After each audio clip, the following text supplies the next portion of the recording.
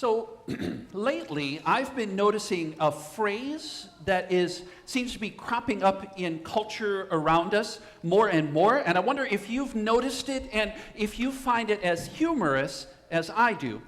I hear it from all ages, but it's always in a particular situation. It's always when I go to say to somebody, "I'm sorry," the answer is becoming more and more, "Oh no, you're fine." Have you noticed that phrase as well? "Oh no, you're fine." Somehow is the answer that's developing to, "I am sorry." I think part of it is that the understanding of the word "I'm sorry" is changing. It's less about apology than becoming a stand-in for "excuse me," or something like that, or just sort of one of those standard things. But it's a fascinating phrase. "Oh no, you're fine" says, I'm uncomfortable with you saying you're sorry, and I'm trying to reassure you because I'm uncomfortable. And it makes for these great moments, right? Because when I've done something wrong, and I need, for my own sake, to say I'm sorry, "Oh no, you're fine" doesn't cut it. That feels like I didn't get hurt. And so I will pursue it, and I'll stick with it. And you get into this cycle. "I am sorry." "Oh no, you're fine." "No." "I'm sorry." "Oh no, you're fine." "No." "I'm sorry." "Oh no, you're fine." By the end, I'm unsatisfied, and they have a therapist on speed dial, and I don't know what to do from there. Have you noticed this as well? This discomfort with an apology, with the words, "I'm sorry"? It's an interesting thing to me, and it's one more sign to me, another indicator of just how far we are as a culture from being a Christian culture. Because if we were a Christian culture, we would know how to apologize and to say, "I forgive you." That's what it means to be Christian, and especially us Lutheran-flavored ones. We practice this all the time. In fact, Jesus tells us we're supposed to. And so every week we're practicing confessing. That's our churchy word for it. "I'm sorry. I've done something." And then we're enjoined and we're invited with the response, "I forgive you." One of the things I ask my confirmation students when we talk about the Lord's Prayer is I give them an assignment. And I say, in this next week, when somebody does something to you, instead of saying, "Oh no, you're fine," or "Don't worry about it," that's another one we sometimes hear, say, "I forgive you," and watch what happens. And those who remember to do it come back and I'll say, "So?" And they say, "Oh, it freaks people out. They don't know what to do." You can try this too this week and watch the responses. But as Christians, this is what we do. This is what makes us Christian, right? We know that we are free because we've been forgiven. And so we are able to forgive. We know how much we've been forgiven because we know who we are. And in that being forgiven, we are free to be able to forgive. That's what it means to be Christian. Sounds like hard work, doesn't it? And it is. Because to forgive is not to forget. To forgive is to say, this relationship is broken, but I'm going to work to find one that works. To forgive is not to say, well, you can do that to me again. But it's to say, we're going to work together to find something that does work. And it's a lot of work. It's hard work. And so it's no wonder that Peter, who comes so close here, is worried about how much work this is. And notice, Peter says, he's on the right path, right? He says, I know somebody's going to hurt me. I know it's going to be broken. I know something's going to happen. So what do I do? And he's even stepping far out. He says, as many as 7 times? This is why, on your behalf, I've been saying to new members who would say that they feel called to join this ministry here, this community, on your behalf, I've taken to telling them, we're going to fail you. we're going to hurt you. We're going to disappoint you. And we're going to need to ask your forgiveness. And you're going to need to ask ours as well. This is what it means to be humans together. We hurt each other and things get broken. And so Peter's not wrong. He recognizes this is going to be the truth. And he takes that big step. He says, as many as 7 times? But where I think Peter gets off the rail a little bit is this is in response to Jesus talking about what it's going to be like to be community together.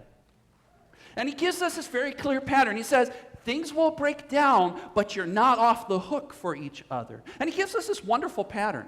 When something breaks, go to the person. Don't talk about the person. Go to the person. And if that doesn't work, take a couple people with you.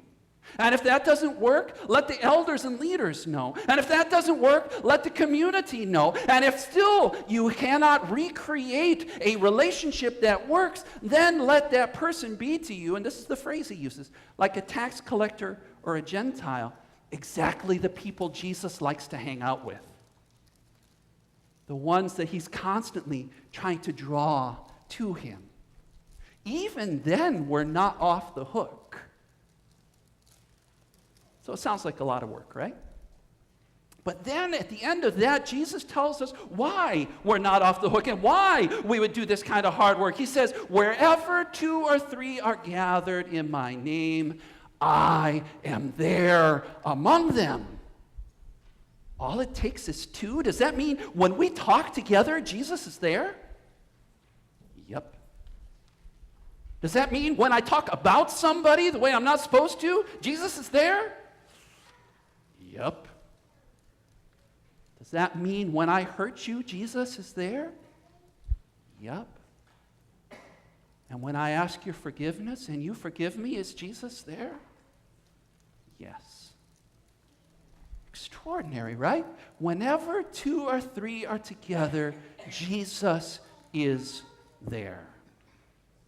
And this inspires Peter to say, as many as 7 times? Peter hears the hard work, and he's going the right direction. He just doesn't quite get there because Jesus is emphasizing the sibling piece, the brother or sister, that together with us is family. That when we're together, it's a sibling thing. And for family, even the umpteenth time is not enough. Even the umpteenth time, we will look for that relationship that works, which we call forgiving. And so, to help Peter out, Jesus tells this story, and he starts with a servant, a slave. He says, imagine a slave who has fallen into debt to his master by, what was it, 500 million or so? What was it?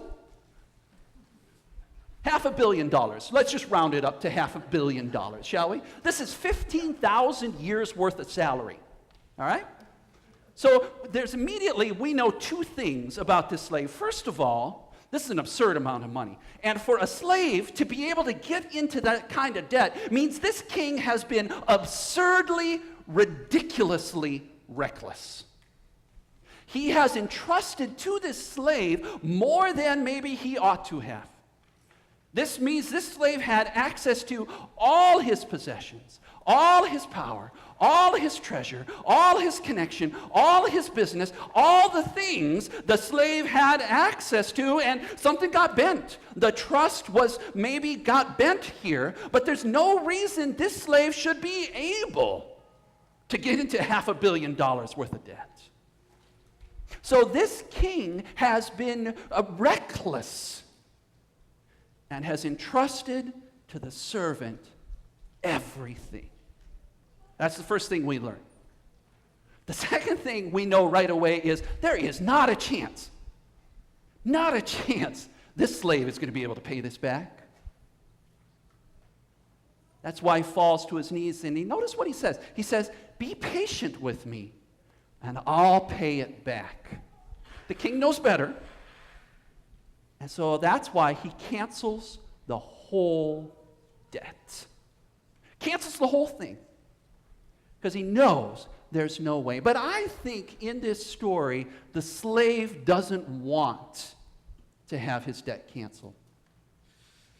And that's why he goes so badly off the rails here, right?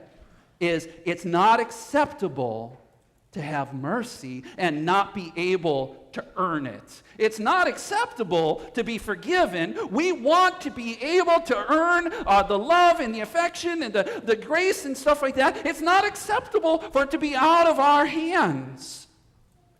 And man, it is hard when we need to be forgiven and we know there's nothing we can do for it.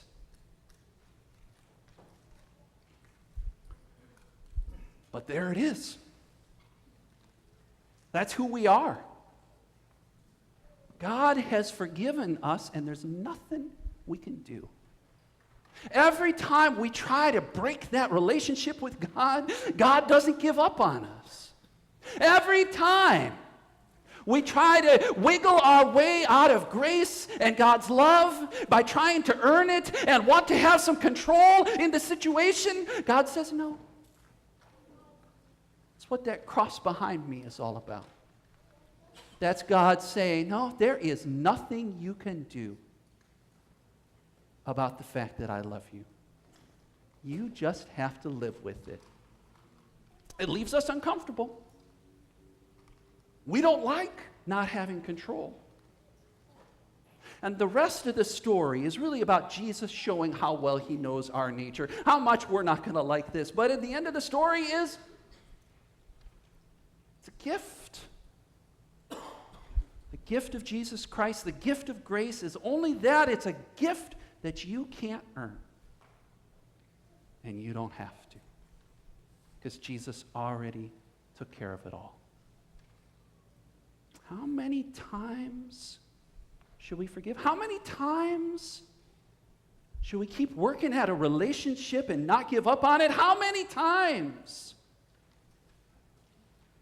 For family, even the umpteenth time is not enough.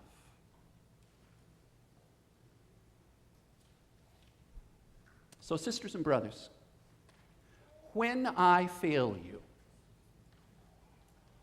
when I hurt you, when I disappoint you,